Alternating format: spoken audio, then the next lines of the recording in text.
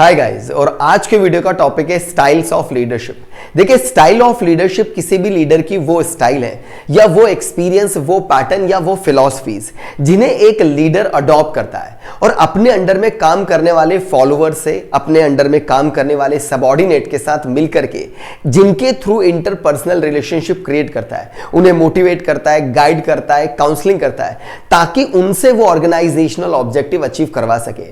और ये हम सब जानते हैं कि ऑर्गेनाइजेशन के अंदर जितने भी सबऑर्डिनेट, फॉलोअर्स या एम्प्लॉय काम करते हैं वो सब अलग अलग रेफरेंस और बैकग्राउंड के होते हैं। उन सबकी पर्सनल नीड्स अलग अलग हो सकती हैं, इसीलिए ह्यूमन बिहेवियर थोड़ा कॉम्प्लिकेटेड होता है और इसीलिए बहुत ज्यादा जरूरी होता है किसी भी लीडर के लिए कि वो अलग अलग स्टाइल, पैटर्न और एक्सपीरियंस को यूज करके इन अलग अलग रेफरेंस, बैकग्राउंड और इंटरेस्ट वाले लोगों से एक समान रूप से ऑर्गेनाइजेशनल ऑब्जेक्टिव अचीव करवा सके।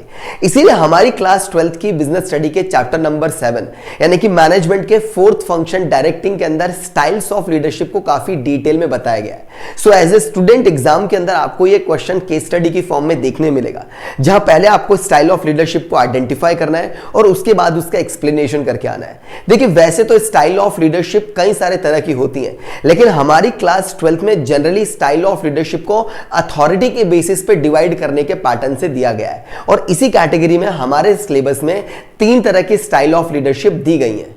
और उन्हीं 3 स्टाइल ऑफ लीडरशिप के अंदर हमारे सिलेबस की पहली स्टाइल ऑफ लीडरशिप है ऑटोक्रेटिक लीडरशिप स्टाइल। एक ऐसी लीडरशिप स्टाइल जहां पर लीडर एक ऑटोक्रेटिक इंडिविजुअल का रोल प्ले कर रहा है, यानी कि इस तरह की लीडरशिप स्टाइल के अंदर जो कम्युनिकेशन फॉलो किया जा रहा है वो कम्युनिकेशन है वन वे कम्युनिकेशन। यानी कि इस तरह की लीडरशिप स्टाइल के अंदर जो लीडर है उसका काम ऑर्गेनाइजेशन में सिर्फ ऑर्डर देने का है और जो उसके फॉलोअर्स हैं उसके दिए गए ऑर्डर को सिर्फ फॉलो करेंगे। यानी कि ऑर्गेनाइजेशन में लीडर और फॉलोअर के बीच में कोई डिस्कशन नहीं होगा, कोई काउंटर क्वेश्चन नहीं होगा। यहां पर फॉलोअर का काम सिर्फ इतना है कि लीडर ने जो बोल दिया है उसे ब्लाइंडली फॉलो करना है, सिर्फ यही उसका काम है। पर हां, अगर फॉलोअर ने अच्छा काम किया है तो उसे बेशक रिवॉर्ड मिलेंगे और अगर फॉलोअर ने बेकार काम किया है तो उसे पनिशमेंट जरूर मिलेगी। अगर मैं बात करूं इस ऑटोक्रेटिक लीडरशिप स्टाइल की या स्ट्रिक्ट स्टाइल ऑफ लीडरशिप की या डिक्टेटरशिप स्टाइल ऑफ लीडरशिप की, तो इसे इस डायग्राम से आप एग्जाम में बता के आ सकते हैं, जहां पर एक लीडर है जिससे एक ऑर्डर निकला एक पर्टिकुलर फॉलोअर के लिए। यहां पर एरो का निशान वन साइड है, इट शोज कि यहां वन वे कम्युनिकेशन हुआ है। ऑर्डर आया है लीडर से फॉलोअर के लिए, फिर दूसरे फॉलोअर के लिए भी एक इंस्ट्रक्शन निकल कर आएगा और इसी तरह से किसी तीसरे फॉलोअर के लिए भी इंस्ट्रक्शन निकल कर आएगा। इस तरह के डायग्राम से आप समझा सकते हैं कि यहां लीडर है और ये फॉलोअर है और वन वे कम्युनिकेशन फॉलो हो रहा है। बात करूं autocratic leadership style key benefits की या एडवांटेज की, तो देखिए जहां इस तरह की लीडरशिप स्टाइल फॉलो की जाती है वहां पर क्विक डिसीजन ऑर्गेनाइजेशन ले लेती है, क्योंकि बड़ी जाहिर सी बात है जहां लीडर के ही ऑर्डर फॉलो किए जा रहे हैं वहां पर डिसीजन मेकिंग फास्ट हो जाएगी और जहां डिसीजन मेकिंग फास्ट होती है वहां ऑर्गेनाइजेशन में धीरे धीरे प्रोडक्टिविटी इंक्रीज होना शुरू हो जाती है। तो अगर ऑर्गेनाइजेशन का सारा फोकस सिर्फ प्रोडक्टिविटी इंक्रीज करने पे है, जल्दी जल्दी डिसीजन मेकिंग पे है, तो ऑटोक्रेटिक स्टाइल लीडरशिप बहुत अच्छी है। लेकिन इस तरह की स्टाइल को फॉलो करने के कुछ नेगेटिव पॉइंट है। यहां पर वो फॉलोवर जिनके पास अच्छे आइडियाज थे, अच्छे बेनिफिट्स थे ऑर्गेनाइजेशन के लिए, अच्छे सजेशन से, धीरे धीरे उनकी क्रिएटिविटी इस स्टाइल के साथ कम हो जाती है, क्योंकि ये वन वे कम्युनिकेशन है। फॉलोअर के किसी भी आइडिया को डिस्कस नहीं किया जा रहा है, सिर्फ लीडर के ही ऑर्डर्स को फॉलो किया जा रहा है। फिर देखा जाता है कि ऑर्गेनाइजेशन में जब क्रिएटिविटी खत्म हो जाती है तो जो फॉलोअर्स हैं धीरे धीरे उनका डेवलपमेंट भी ऑर्गेनाइजेशन में खत्म होना शुरू हो जाता है। और इस तरह से अगर आप ऑटोक्रेटिक लीडरशिप स्टाइल को देखेंगे तो कुछ फायदे के साथ कुछ नुकसान भी नजर आते हैं। अब सवाल आया कि किस तरह की ऑर्गेनाइजेशन में फिर हमें ऑटोक्रेटिक स्टाइल लीडरशिप फॉलो करनी चाहिए, यानी कि ये स्टाइल ऑफ लीडरशिप कहां काम आती है।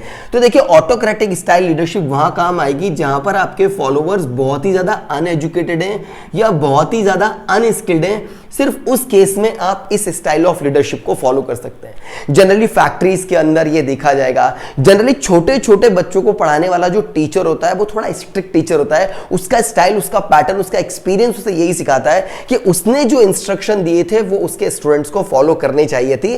ठीक उसी केस में यहां ऑर्गेनाइजेशन में जो लीडर है और उसके फॉलोवर जो अनस्किल्ड है या अनएजुकेटेड है, वहां पर इस ऑटोक्रेटिक स्टाइल ऑफ लीडरशिप को फॉलो किया जा सकता है। और दूसरी स्टाइल ऑफ लीडरशिप का नाम है डेमोक्रेटिक स्टाइल ऑफ लीडरशिप। देखिए, डेमोक्रेटिक स्टाइल ऑफ लीडरशिप के अंदर जो लीडर है उसका स्टाइल डेमोक्रेटिक होगा, यानी कि वो मिलजुल करके काम करना पसंद करेगा। यानी कि इस तरह की लीडरशिप स्टाइल में जो कम्युनिकेशन फॉलो किया जाएगा ऑर्गेनाइजेशन में, उसे कहा जाएगा टू वे कम्युनिकेशन। यानी कि ऑर्गेनाइजेशन में चाहे लीडर हो या फॉलोअर हो, दोनों मिलकर के डिसीजन लेंगे, दोनों मिलकर के कंसल्ट करके। अब पार्टिसिपेटिव लीडरशिप स्टाइल भी इसे कहा जाता है, क्योंकि यहां पर जो लीडर है वो अपने फॉलोवर के साथ मिलकर के किसी बात का डिसीजन लेना चाहेगा। इसे डेमोक्रेटिक या पार्टिसिपेटिव स्टाइल ऑफ लीडरशिप भी कहा जाता है। अगर मैं बात करूं इसके डायग्मेट्रिक प्रेजेंटेशन की, तो एग्जाम के अंदर आप इसे कुछ इस तरह से बता सकते हैं कि आपके पास एक लीडर होगा और लीडर के आसपास होंगे कुछ फॉलोअर्स। क्योंकि ये डेमोक्रेटिक है या पार्टिसिपेटिव है, इसलिए फॉलोअर्स इसके साथ में काम करते हैं। इसे कुछ इस तरह से बताया जा सकता है कि ये लीडर फॉलोवर से बात भी कर रहा है और फॉलोवर भी इस लीडर से बात कर रहा है, ये लीडर इस फॉलोवर से भी बात कर रहा है और ये फॉलोवर भी लीडर से बात कर रहा है। ठीक उसी तरह से ऑर्गेनाइजेशन में जितने भी फॉलोवर हैं जो इस लीडर के साथ टीम वर्क करना चाहते हैं, वो इस तरह से मिलकर के ऑर्गेनाइजेशन में काम करेंगे ताकि लीडर और फॉलोवर के बीच में एक शानदार टू वे कम्युनिकेशन डेवलप किया जा सके। और जब हम इस तरह की डेमोक्रेटिक स्टाइल को फॉलो करते किसी ऑर्गेनाइजेशन के अंदर, तो सबसे पहली बात, किसी भी ऑर्गेनाइजेशन के अंदर जो भी फॉलोवर्स होते हैं उनके अंदर ऑर्गेनाइजेशन में एक पॉजिटिव एटीट्यूड आ जाता है। जॉब करते करते उस जॉब में आपको एक सेटिस्फैक्शन मिलना शुरू हो जाता है। इसे ठीक उस तरह से समझा जा सकता है कि आपके स्कूल में जो टीचर आपको क्लास में फ्री फ्लो पढ़ाना शुरू कर चुका है, जो आपके साथ एक फ्रेंडली बिहेवियर करता है, आपके साथ मिलकर बातें करता है, केस स्टडी एग्जाम्पल डिस्कस करता है, काफी अच्छा इंटरेक्शन आपके साथ करता है, आपको उस टीचर की क्लास को सुनना काफी अच्छा लगता है। ठीक वैसे ही ऑर्गेनाइजेशन के अंदर जब लीडर अपने फॉलोवर के साथ पार्टिसिपेट करता है, कंसल्ट करता है, डिस्कशन करता है, तो जाहिर सी बात है फॉलोवर का जॉब सेटिस्फैक्शन ऑर्गेनाइजेशन में बढ़ना शुरू हो जाता है। हाँ, इस तरह की लीडरशिप स्टाइल के अंदर सबसे बड़ी प्रॉब्लम ये आ जाती है कि यहां डिसीजन मेकिंग थोड़ी स्लो हो जाती है, क्योंकि यहां सभी लोग मिलकर के कंसल्ट करके डिसीजन ले रहे थे, इसी वजह से यहां स्लो डिसीजन मेकिंग हो जाती है।